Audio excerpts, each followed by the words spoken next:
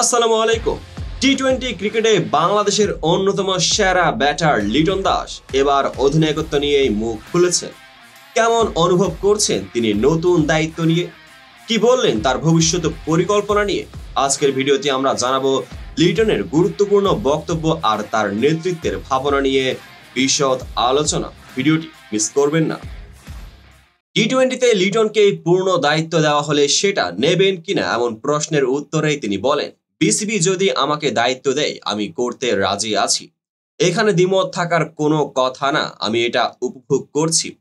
এতদিন খেলার অভিজ্ঞতা থেকে আমি অনেক সিদ্ধান্ত নিই, বোলাররাও স্কিল দেখাচ্ছে, মাঠে আমার কাজ সহজ হয়ে যায়। অধিনায়কত্বের দায়িত্ব পাওয়ার পর লিটন তার প্রস্তুতি নিয়েও কথা বলেছেন। তিনি বলেছেন, আমার পরিকল্পনা হলো সবাইকে সমান গুরুত্ব দেওয়া, জুনিয়র থেকে সিনিয়র সবার কাছ থেকে সেরাটা বের করে আনতে চাই।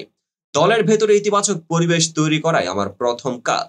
এই মন্তব্য থেকে স্পষ্ট যে লিটন কেবল নিজের নয় বরং পুরো দলের উন্নতির কথাই ভাবছেন। লিটনের এই নতুন দায়িত্ব নিয়ে ভক্তদের মধ্যেও চলছে উত্তেজনা। অনেকেই বলেছেন লিটন একজন শান্ত ও দৃঢ় চরিত্রের খেলোয়াড়, তার অধিনায়কত্বে আমরা দারুণ কিছু দেখতে চাই। তবে বর্তমান ব্যাটিং ফর্মটা কথা বলছে না তার পক্ষে। তাই কিছু ভক্ত চ্যালেঞ্জের কথা মনে করিয়ে দিচ্ছেন, যেমন কঠিন প্রতিপক্ষের বিপক্ষে কিভাবে তিনি নেতৃত্ব দেবেন।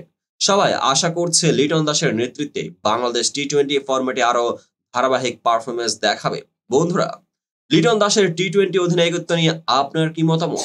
আপনি কি মনে করেন তার নেতৃত্বে বাংলাদেশ নতুন উচ্চতায় পৌঁছাতে পারবে? কমেন্ট সেকশনে জানান আপনার মতামত। ভিডিওটি ভালো লাগলে লাইক দিন, শেয়ার করুন আর আমাদের চ্যানেলটিকে সাবস্ক্রাইব করুন এবং পেজটিকে ফলো করে পাশে থাকবেন যাতে ক্রিকেটের সকল আপডেট সরাসরি পেয়ে যান। দেখা হবে পরবর্তী ভিডিওতে।